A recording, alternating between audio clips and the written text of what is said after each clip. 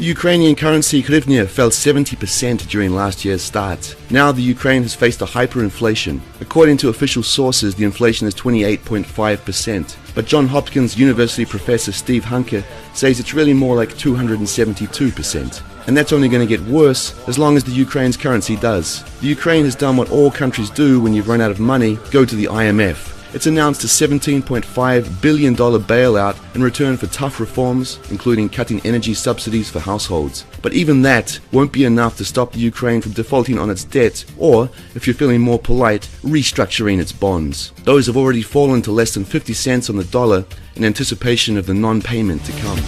General Prosecutor of the Ukraine, GPU, has prepared written notice to 76 former MPs of the Republic of Crimea Parliament. According to the press service of GPU, the MPs are suspected of treason. Probably there are no more independent journalists and bloggers in the Ukraine, so the GPU has started to bring charges to former MPs.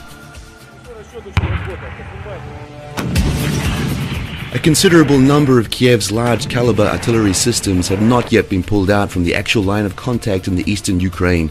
Edward Basurin, a spokesman for the Defense Ministry of the Donetsk People's Republic, said on Monday. At the same time, the US government has published a tender saying it's hiring services for the movement of equipment and approximately 300 US personnel in the Ukraine, according to the Federal Business Opportunities website. In February, Washington confirmed it will send troops to the Ukraine to train Kiev troops fighting against the militias in the eastern Ukraine. It seems the Obama administration think they can intervene into Ukrainian internal affairs and violate Minsk agreements because the US refused the Minsk talks and didn't sign the Minsk agreements.